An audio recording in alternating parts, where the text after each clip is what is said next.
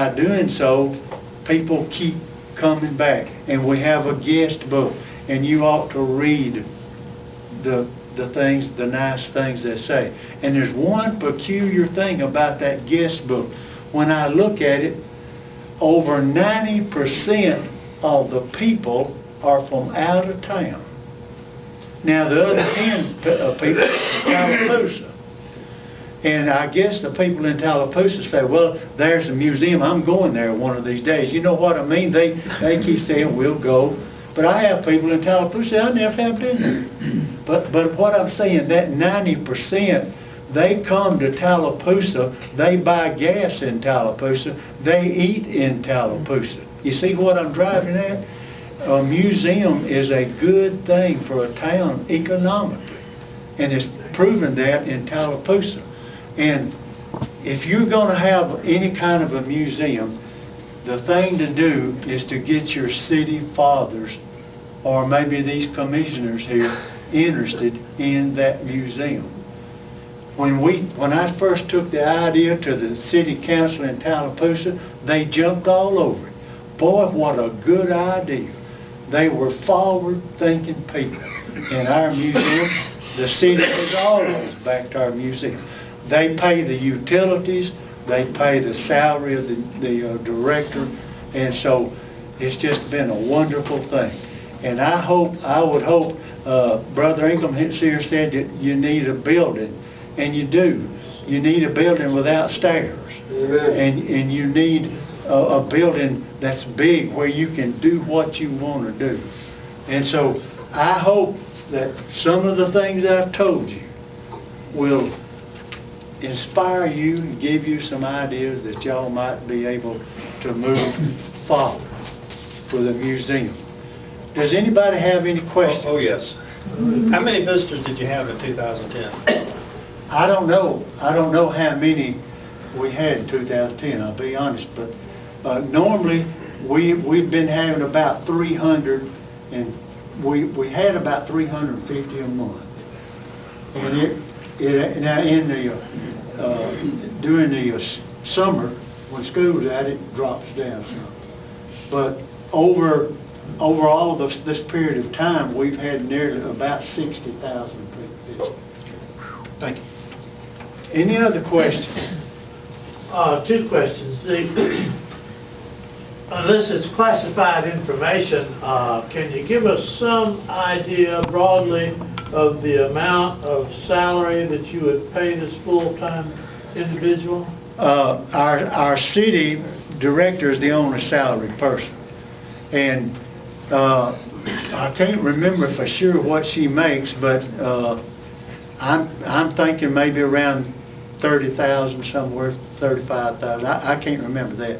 But keep in mind now, right now she works 4 days a week, and then another city worker takes over on Saturday. But our director's husband just died about a couple of months ago, and so she'll be back to the 5-day period there. But I believe that's about right. I can't remember for sure what it's either $15 or $18 an hour. Huh? It's either $15 or $18 an hour, and she's also covered by the city's insurance. Okay, it's either $15 or $18 an hour, and she is covered by insurance. Okay, that indirectly answers my second question, which was, did you have much turnover? But actually, you have a full-time director who may be two or more people. You know. Is that correct? Well, we've had, since we've been had the museum, we've had 3 directors. Okay. The first one was Betty Jo Newman, who cataloged everything, got everything going. She retired. The second director was a young man who had a degree in archaeology, and he had the personality of a fish. he just, if you came in and said, "How are you today?" "All right." You know, somebody asked me how I'm saying, "How you doing, bud?" "I'm fine. How you making it?" You know, but he stayed there a good many years, and he got another job, and we now have another we have another director, but we just had 3 directors in all that time, since 1990. Any other questions?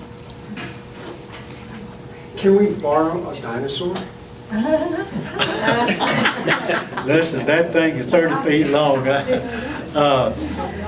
now, I'm making one that's about 6 feet. You can borrow it. My wife gets after me, but see, when I was in college, dinosaurs were never mentioned, and nobody knew anything much about them. But you know, y'all know it's just grown out of proportion now, and I've gotten interested in them, and so I've made, I think, about 12, and the 30-foot one is the biggest, and the one I'm making now is about 6 feet, but the 30-foot one had to stay where he is because we had to duck him under to get him in the back door. Relate to them about the collection we got for the dentist office.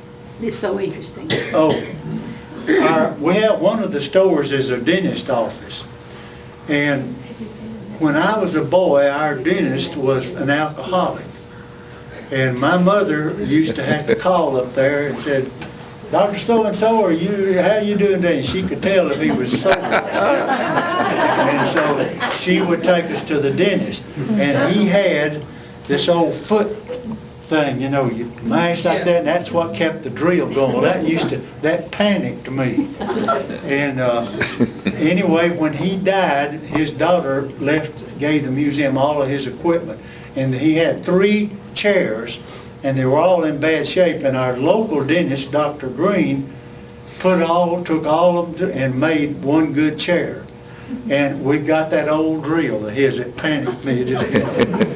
And we got one of the first edition X-rays, and then it's a big cabinet with drawers, and I opened one of the drawers one day and it's full of teeth that he had pulled, and they're still in the drawer. And so it's amazing. I told you they have something that's not worth 2 cents, but it belonged to Grandpa, and they're not going to give it to the museum, but they'll loan it with the idea that they can get it back anytime they want it. See, and that's how we got all this stuff.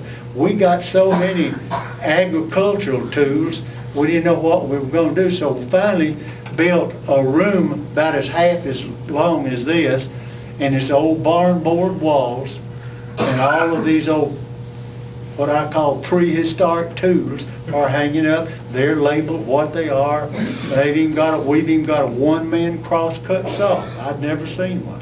And it's amazing what people have got in their barn or in their house or in their attic. But you got to get a hold of it before it's too late, because when they die, those younger generations are going to throw it away. That's right. Any other questions? Thank you for letting me come tonight, and I hope I wasn't.